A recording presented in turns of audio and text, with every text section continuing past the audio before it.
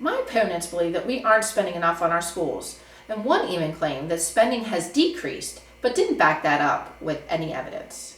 Let's roll the clips. The first thing we have to do is invest in public schools. Since even the 1980s, there was a divestment of monies that went to specific schools, especially when we look at No Child Left Behind. We are the largest and fastest growing county in the state, by the way, but we do not receive the funding that we need to compensate for that, right? We are trying to compensate for issues of growth that have been baked in for the last 10 years. So funding is definitely one of the big top priorities of just making sure advocating, whether it's county and state, finding other avenues for funding to help fill in some of the gaps, because it's not going to be 1 year and we fix it. It's going to take time. It's going to take rebuilding. It's going to take community input. So here's my community input.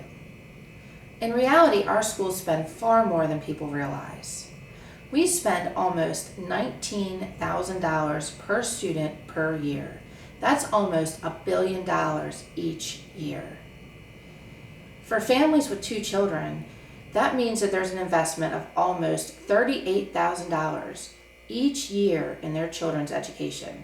That's more than most families spend on their mortgages. Over the last 4 years, under the leadership of our Liberal Board of Education, we have increased our annual spending by over $263 million. How is this a divestment in education like Mr. Wilson claimed? That spending increase is actually faster than the rate of enrollment and inflation, and that spending trend has continued for decades. Mr. Bouquet said a lack of funding has been baked into our system for the last 10 years, but we added hundreds of millions in spending over the last 10 years. But our enrollment didn't increase that fast. So how can he claim we aren't spending enough? I'm happy to send anyone a spreadsheet who wants to examine the data for themselves. But it ought to be obvious by now that if money were actually the issue, our academic problems should have gone away a long time ago. We don't have a funding problem. We have a funding priority problem. Most of the growth was disproportionately in administration. In fact, at this point, the majority of our staff are not even teachers. This unfortunately means that our teacher salaries are not as competitive as they should be. As a CPA, I have no doubt that there is waste, fraud, and abuse in a school system this large.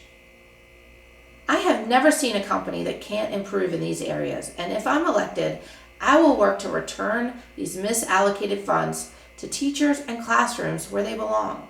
But there is an area where our budget does need more investment, and that is school construction. Here is what I said about that. I think one of the most important things we've got to advocate for is a changing to the school construction capital improvement methodology, because that's what's really impacted our problems with overcrowding here in Frederick County Public Schools.